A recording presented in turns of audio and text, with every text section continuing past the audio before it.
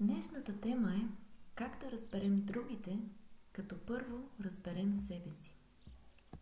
Нашите ежедневни взаимоотношения в голяма степен зависят от нашата способност да разпознаем намеренията, настроението, нагласата и поведението на другия човек.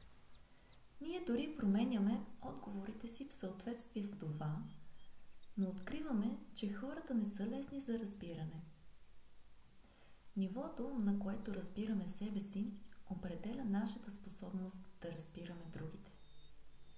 Каквито и да са отношенията ни с семейството, приятелите или колегите, понякога откриваме, че тяхното поведение е непредсказуемо. Чувстваме, че не можем да разберем техния начин на мислене, избори и реакции.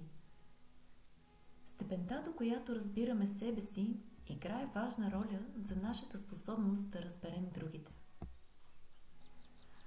Следните стъпки ще ви помогнат да станете по-осъзнати за себе си, за да може по-добре да се свържете с другите.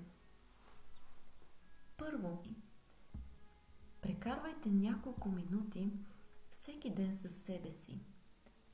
Проверявайте за положителните и отрицателните възприятия, които имате за вас самите. Бавно превърнете всяка критика в любов. Второ, запомнете, че хората и ситуациите не са отговорни за това как вие се чувствате. Те са само стимул. Вашите отговори са мислите, чувствата и поведението, които избирате и създавате.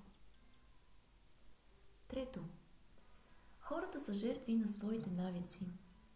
Дори и да са сгрешили, причината е в тяхната болка.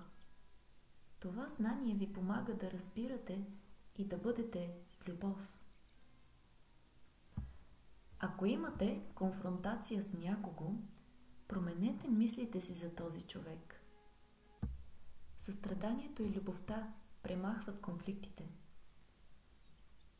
И пето, всички ние носим различни навици и болки.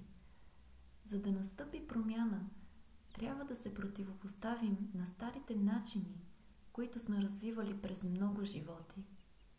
Дайте време на себе си и на другите хора.